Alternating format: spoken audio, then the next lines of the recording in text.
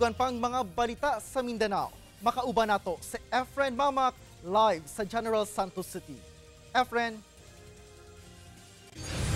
Salamat, Argel. Duha kalalaking magbayaw sa Naawan, Misamis Oriental ang patay. Human gipang tigbas sa ilang kainom. Ang sospek natigbasan sab. Ang detalye sa report ni James Paulo Yap.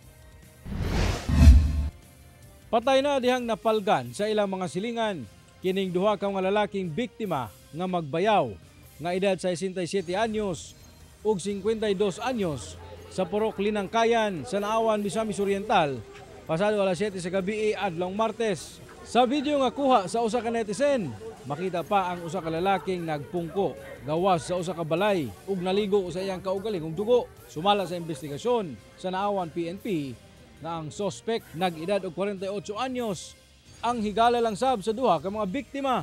Una pa man nahitabo ang insidente, nag-inom matud pa ang sospek kauban ang duha ka mga biktima hangtod miabot sa init nga konfrontasyon. Iabot na sa punto nga pinasakitay na sila, nagsinumbagay. So tungod kay panimalay man to ni victim 1 dahil nakakita si victim 1 iya maning brother-in-law, iyang gitabangan iyang brother-in-law nga si victim 2 ug iyang tigbas si suspect nga naigo pod bahin sa iyang ulo. Miuli matud pa sa iyang balay ang sospek kinsa una lang natigbasan ug mikuha kini og duha ka sundang. Mibalik ang sospek sa balay sa usa sa mga biktima ug didto na niini gipang tigbas ang magbayaw. Dead on the spot ang duha ka mga lalaking biktima samtang nadala pa sa ospital ang sospek. Based on the investigation, wala gid ni sila yung mga away in the past, no. Siguro nakita sa tong investigador nga plainly tungod lang sa kahubog, no, nahitabo ang maong insidente.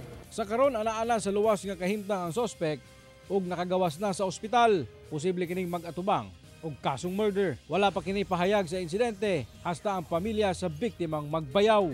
Kauban si Makoy Sempron, James Paulo Yap, 1 Mindanao.